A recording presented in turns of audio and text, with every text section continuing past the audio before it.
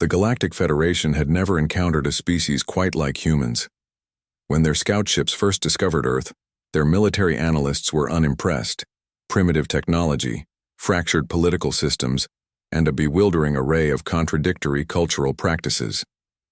Yet something about these bipedal mammals triggered caution in the Federation's supreme commander. "Send the 8th Elite Battalion," ordered Commander Vex. "A surgical strike to their leadership centers. Quick, efficient, minimal casualties." The 8th was legendary across 17 star systems. Each soldier underwent genetic optimization from birth, followed by 2 centuries of combat training. They operated as a single organism, their neural implants allowing instantaneous tactical coordination. They had quelled rebellions on gas giants and dismantled terrorist cells hiding in asteroid belts, all without a single casualty among their ranks. On a Tuesday evening in the small town of Pinewood, Frank Miller was nursing his 3rd whiskey at the Rusty Nail. The TV above the bar switched from a baseball game to an emergency broadcast. Blurry footage showed metallic craft descending over major cities. "Looks like those UFO nuts were right," muttered Frank, a retired mechanic with arthritic hands and a bad knee from his Army days 30 years prior. Beside him, Donna Thompson snorted. About time something interesting happened around here. She'd been tending bar at the Rusty Nail for 25 years and had heard every story in town twice. The other regulars gathered around: Mike the plumber, Rebecca who ran the local hardware store, old Jim who never talked about what he did back in the day, and Tom, who everyone suspected lived in his truck. When the power cut out 10 minutes later, nobody panicked.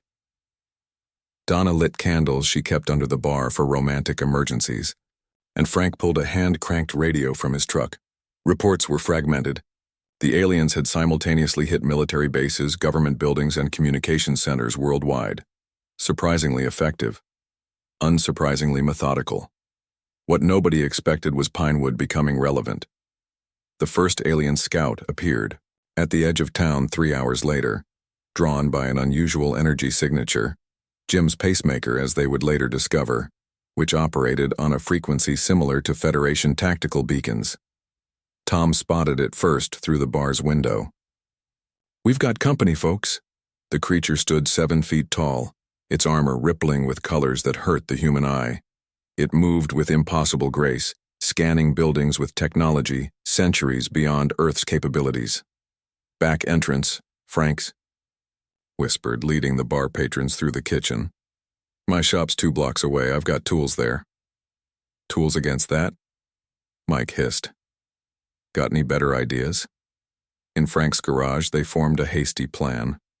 Not a good plan, as Rebecca pointed out repeatedly, but the only one they had. When the alien scout detected the unusual energy signal coming from Frank's shop, it investigated immediately. Federation protocol dictated securing all anomalies before the main force arrived. It found Jim sitting calmly in a chair, his pacemaker deliberately unshielded. The alien sensors focused on analyzing this strange device embedded in human flesh, missing entirely the jury-rigged construction crane hook that swung from the ceiling. Mike had once rigged a similar setup to pull engines. The hook caught the alien's armor with a screech, hoisting it 6 feet off the ground before its systems could react. Donna was waiting with Frank's acetylene torch. The alien's armor, designed to deflect energy weapons, couldn't handle concentrated heat applied to a single point. Tom and Rebecca had fashioned crude weapons from garage tools, finishing what Donna started. They had 20 minutes to study the alien technology before 2 more scouts arrived. This time, they were ready. By dawn, the bewildered 8th Elite Battalion was facing an unprecedented situation. 6 scouts missing, communication disrupted, and strange traps appearing throughout the small settlement. Their commander ordered a full battalion deployment.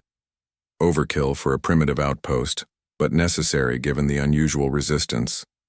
They didn't understand they were fighting people with nothing to lose and everything to improvise with. Frank knew engines and their weaknesses.